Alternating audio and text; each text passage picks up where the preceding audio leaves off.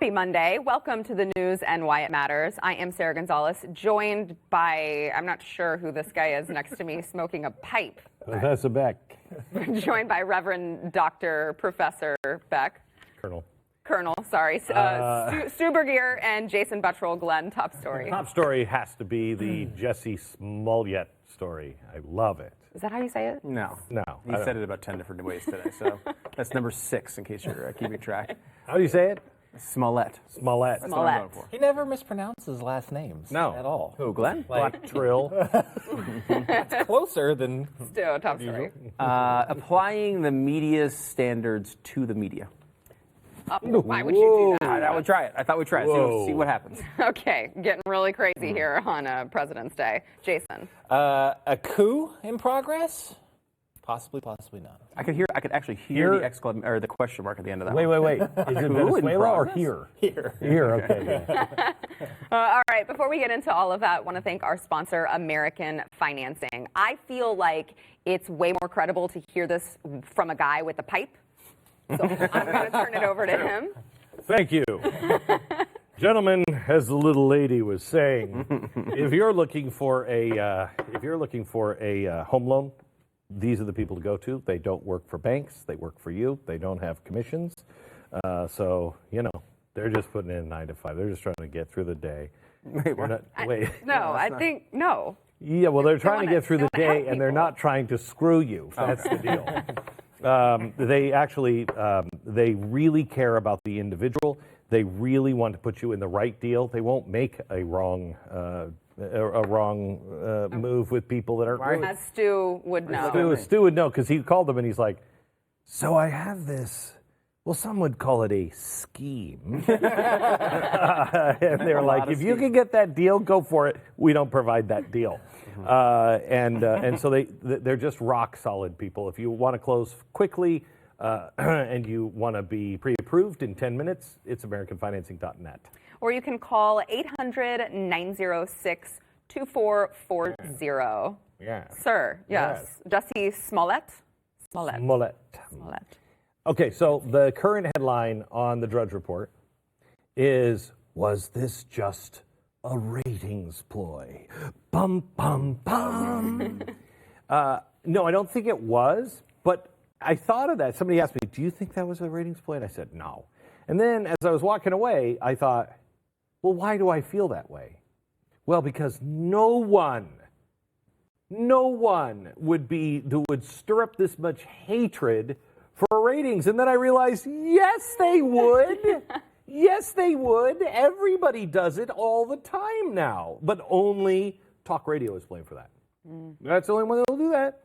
Nobody else will do that. Well, isn't that what CNN? Isn't CNN with some of their stories, for instance, Kavanaugh and Covington, they're not just committing fake news. They're not only committing fraud here.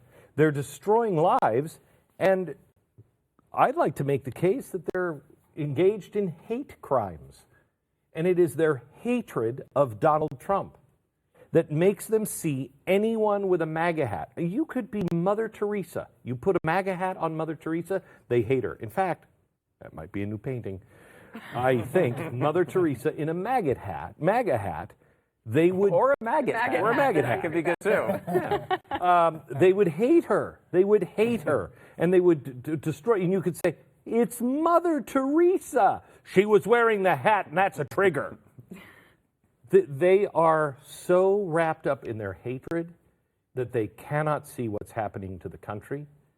This guy, I don't know what his motivation was, but his motivation doesn't matter. And if we want this to stop, we have to prosecute him and put him behind bars. I don't think it will happen, but the law says that he should get 3 years in jail. He should get every day of 3 years in jail. And anyone who is concocting these kinds of stories need to go to jail. It's not because I'm trying to protect the MAGA hat wearers. I'm trying to protect the people who are actually hurt by racists. And that does happen. But if we just continue down this road where I can cry racist and nobody's going to look into it because it serves the purpose because of your hate of Donald Trump, nobody's going to listen to the cries of racist or sexist or misogynist or any of the other ists. And it's important, I know we talked about this extensively off the air, that, we don't know if the police accusations are true yet either, right? Like, if this isn't done yet. Well, they did come out and say today that he is officially no longer considered a victim. He's still denying it, so. But he's also refusing to talk to the police. Oh, yeah. I mean, look, I think there's all sorts of problems. I just want to put out the blanket disclaimer just so, because I do think alleged still applies in this case. We are innocent until proven guilty, and so we're still there. The media didn't do that for these mysterious Cletus folk that had assaulted him in the first place, and I do think that does still apply to him, even though I think for sure at this point he's lying. He's still innocent until proven guilty. So, but if he won't talk to police, and I can't believe he was happy to go on Good Morning America. Oh, yeah. I can't believe that they wouldn't just pick him up for questioning. But if he decides, I'm not going to talk to police, what are you going to do? Well, they're going to have to get a warrant. They're going to have to. You're going to have to force him. Right. You're going to have to force him. But if he refuses to talk to police, then you're just going to have to guess. We can't be in this world. Laws have to matter. Yeah. The truth has to matter. There's Glenn. We could obviously get lots of surface analysis from the fill-ins on Steve Deace today, but I felt. Did you hear them? Oh, they my were gosh. awful. We're right here, guys. Oh my gosh. I think that stepping back, because I think most people have talked about the idea that the media is terrible, and that he's obviously does not seem like he's a good guy in many ways, and everything swirling around that approach of it. I think what really matters about this story is the incentive structure we have set up in this country, which is incentivizing people to fake attacks because that's the highest level of glory in our society. You get attacked by some evil, racist Trump supporter, then you are God to the media, and you get the treatment as if you went to the moon. We're giving the people who get insulted on the subway the same treatment we gave Neil Armstrong. And that is a problem. He doesn't get a ticker tape parade. He may. I think he may. I think there is a chance that he turns this around. Look what happened with, was it Baltimore? No, St. Louis. When that went awry. When, what was his? Ferguson, the whole thing? Was it Ferguson? Yeah. Where it's, hands up, don't shoot. Oh, yeah, Michael Brown. Yeah, Michael Brown. So once that fell apart, what did they do? They moved it from the police to the justice system. When it went through the court, the justice system is flawed. But before it was the police. Well, are they going to move this from the police to a crooked justice system? Will they just move the targets? Okay, so it's not Donald Trump.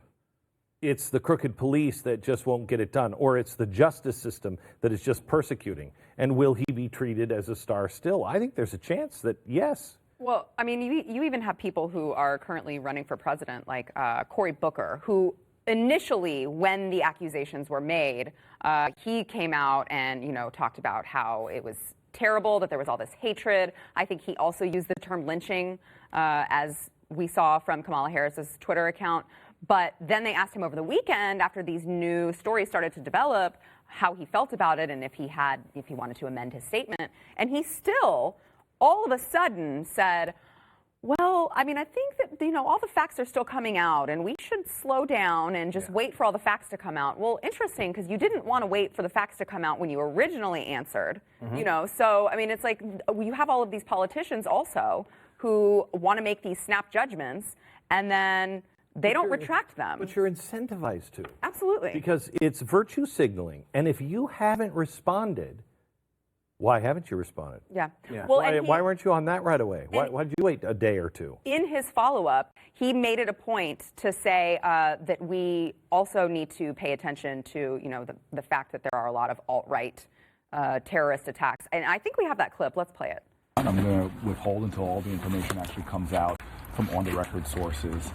We know in America that bigoted and biased attacks are on the rise in a serious way. And we actually even know in this country that since 9/11, the majority of the terrorist attacks on our soil have been right-wing terrorist attacks. The majority of them white supremacist attacks, from the horrific shootings in Pittsburgh or in South Carolina Church, What we're seeing is attacks on people because they're different, and we all need to join together and condemn those attacks and the hatred and the bigotry that sources them. Do you think it's time for Mr. Smollett to address this more publicly, though, given what's out there? Again, I'm following this in the news as you are, and we'll see what happens.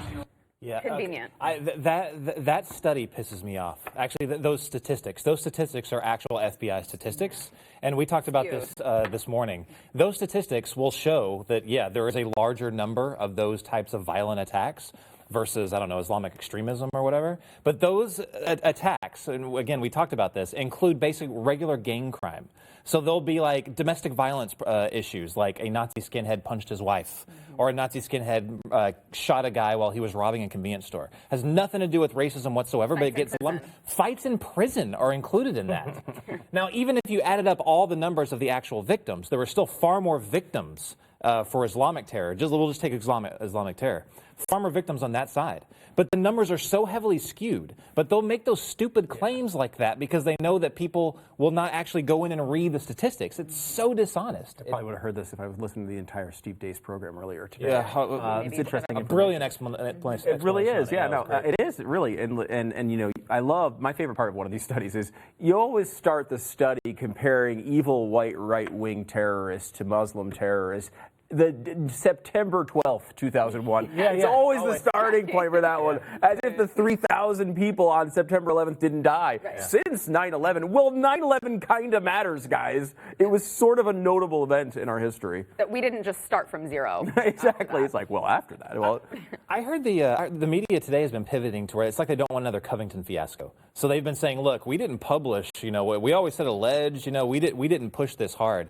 And again, we spoke about this earlier, but what is the culpability of, like, say, New York Times, Washington Post, outlets like that, when their top journalists, their top producers, and their top editorial people, they, with the top line in their description in their Twitter bio is editor, New York Times. But they're the ones by themselves are tweeting these things. Is there any culpability at all on that? Because if you read any of their tweets, you're like, oh, this is the guy from the New York Times. right, but it's not, it's like their personal opinion, and those are the opinions of my own. But shouldn't these publications, shouldn't they feel obligated to say, look, these are the rules of the company. You can't tweet like you were when you were in college. It is a gray area too. If they have a blue check mark, they have received that blue check mark and been verified for their job, for their position as a reporter. I do think that they have a responsibility on that. Glenn?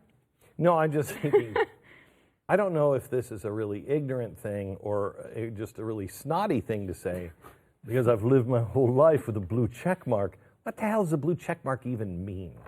It just means you are the now. official. You're actually the person. So if another person could start a Glenn Beck account and without a blue check mark, we know it's not you. Okay, but that's it. It's not that you're more credible or anything else, because I think people look at that and say, "Oh, that's more credible." They do. They do, which is why I say if you know that you have it, you should have a responsibility of not tweeting out something that hasn't been. This is not verified. uncommon. If you are working, it's called in contracts moral turpitude. Okay. Moral turpitude, I cancel any contract at any time, and they can cancel them on me on moral turpitude. If I suddenly am at Bill Cosby, guess what? NBC is out. They don't have to worry about paying you anymore. You know what I mean? Yeah. Pudding is on their own, and they're Jell-O pudding? Jell-O pudding on their own. Pudding pops? The same thing should be with the New York Times. It is here.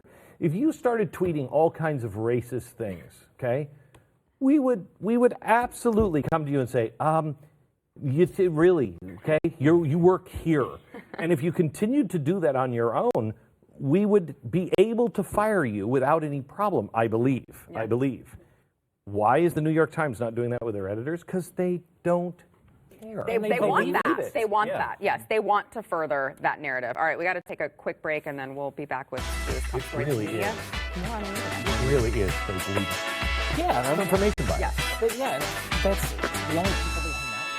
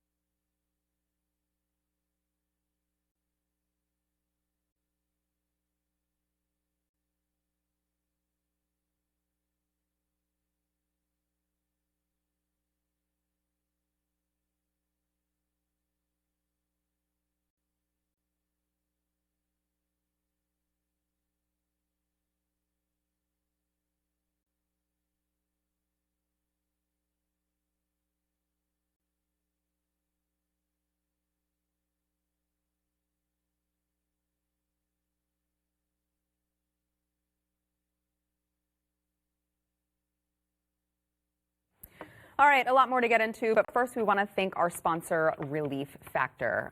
Relief Factor is, of course, the way that we all deal with Glenn now. We're very thankful to them. That's a big selling point. No one can believe it's that effective.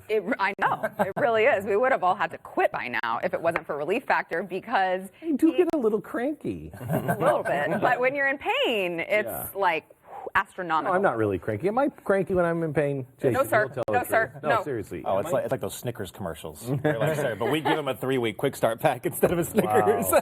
Wow, that's the game we're playing here. Try the 3-week quick start. It may not stop you from firing 3 individuals, but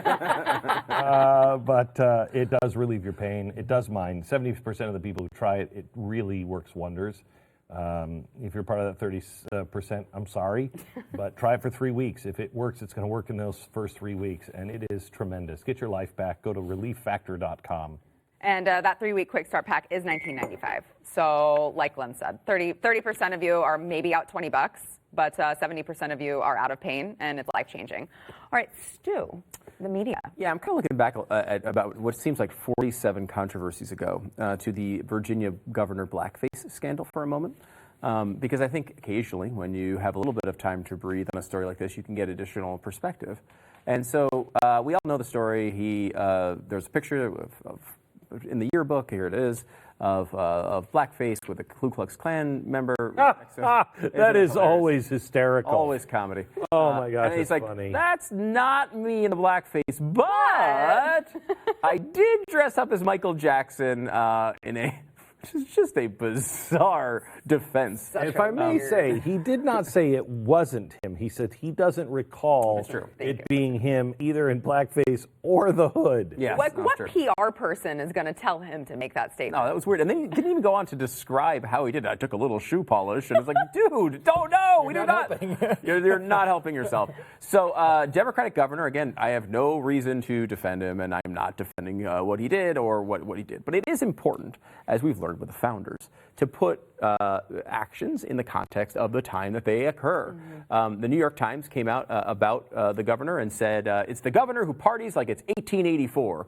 Part of the article, in his opening statement, the governor said, in this place, time where I grew up, many actions that we rightfully recognize as abhorrent today were commonplace, as though that time and place were 1884. But to live in this country and live in this century and still be talking about white men impersonating black people, it's suspect to believe it's always 1884 somewhere. You get the attitude of the New York Times here. It's like, this guy believes the 1980s it was okay to do this. That's unbelievable. Well, it had me thinking a little bit about a certain movie that came out in the 1980s. The movie's called Soul Man. I believe we have a clip of the trailer. Can we watch a little bit of this entertaining Total for 3 years of law school. Wait a second, look at this. Full tuition for the most qualified applicant. Most qualified black applicant. $53,979. Don't you think you're overreacting? No. Congratulations, Mr. Watson. Thank you, sir. I'll do my best. Some people will do anything to get into Harvard. It's gonna be great. These are the 80s, man. It's the Cosby decade. For Mark Watson, all it took was a little soul. I'd like you to meet my good friend, Kareem Abdul-Ali. We got Washington here on a coin toss, so he'll take Leon. That's Watson. Right. Sorry, Marcus. Yeah, there may be a problem here. Your roommate was a, What? a black Negro. A black Negro? You know, there's something really strange about you, and I don't know what it is. Oh, God, is she beautiful? You gotta believe me. You must have learned a great deal more than you bargained for. Tell her I'm white. Don't tell her you're white. What's going on? Can we blame him for the color of his skin? I don't know how much more we need to see of this. Point being, Oh, it looked just hysterical. just hysterical, right? That was a movie that came out in 1986, approximately 6 years after the governor supposedly dressed in blackface as Michael Jackson. Now, remember, this is a major studio release. This was not, I mean, was it controversial? Some people didn't like it all that much. They were hitting affirmative action and the whole blackface. They were both. I was scarred for life. See, Glenn was scarred for life. We know who wasn't scarred for life? The New York Times, when they reviewed Soul Man in 1986. Here's what they write. There's nothing automatically funny about the story of a rich white college boy who masquerades as black in order to collect a scholarship at Harvard Law School. That's putting it mildly. But Soul Man, which opens today at other theaters, has a breezy, unapologetic manner, and it also happens to be funny, which goes a long way toward making up for any underlying obtuseness or insensitivity. It was underlying to them. The guy's in blackface for the entire movie. They called it a cheerful frat house version of Tootsie, a blithe, silly, good-natured movie, and of its kind, quite an enjoyable one. They also, this one's really bizarre, a pretty actress named Melora Hardin does what little she can with the role of a white girl who wants to sleep with Mark simply because he's black. Something about 400 years of oppression and anger, as she explains it, which is just a really creepy, weird line. Bottom line is, in the time, 6 years after, they are saying it was completely unacceptable for the governor to have blackface. They were reviewing positively a movie about blackface. They praised it. They thought it was funny. They thought it was an enjoyable romp. And, you know, because it was unapologetic. Because it was unapologetic, right, which is strange. I mean, again, you have to put yourself in the time when these things are occurring. Does anyone defending blackface? No, of course not. But certain jokes go out of style, certain ideas go out of style. I mean, this is Hollywood. It's not a conservative bastion. Liberals at the time were releasing movies in blackface. 6 years after, the New York Times is accusing this guy of being the most incomprehensible human being of all time. I mean, I think... I would like to remind you that the governor still has his job in Virginia. He does. Megyn Kelly just simply asked. So if I'm impersonating somebody and I like them, like Diana Ross, why is it wrong to wear blackface? An honest question. You have the clip? Play it. You do get in trouble if you are a white person who puts on blackface on Halloween, or a black person who puts on whiteface for Halloween. Like, back when I was a kid, that was okay as long as you were dressing up as like a character. There was a controversy on The Real Housewives of New York with Luann, as she dressed as Diana Ross, and she made her skin look darker than it really is, and people said that was racist. And I don't know, I thought, like, who doesn't love Diana Ross? She wants to look like Diana Ross for one day. I don't know how, like, that got racist on Halloween. Fired.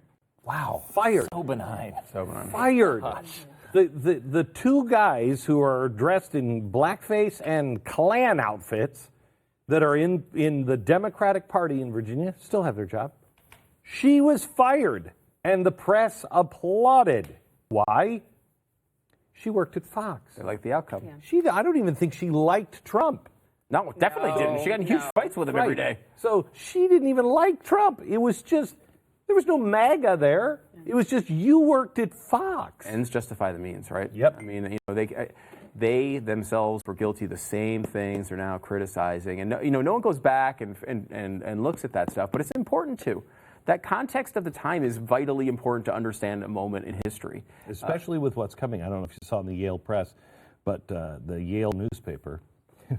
I guess I should say it with a pipe in my mouth. The Yale newspaper actually printed an editorial from a black woman who said, we all know that white boy with that grin on his face, and we know that someday we'll see him on television sitting down to a confirmation hearing as a senator or something like that. And we'll all remember the things that he said, but we didn't take a snapshot. We didn't make a journal of it.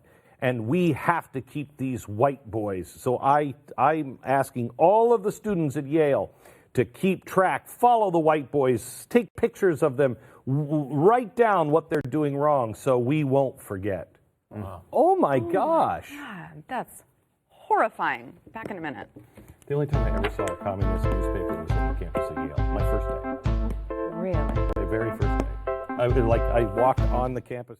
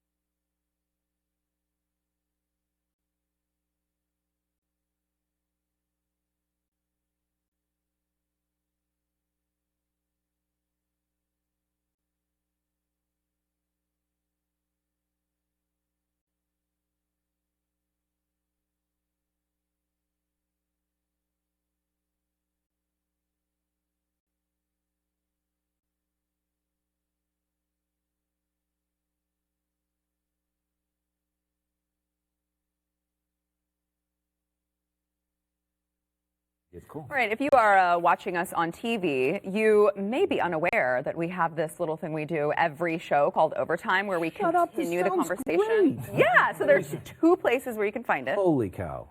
iTunes or wherever you get your podcast, because we do it on podcast. But then you can't see our faces, which I know you guys want to see these gentlemen's faces. So, no. So you can either do it on podcast, and don't forget to subscribe and rate us and give us 5 stars, give us all the stars. It actually helps if you rate us and review us.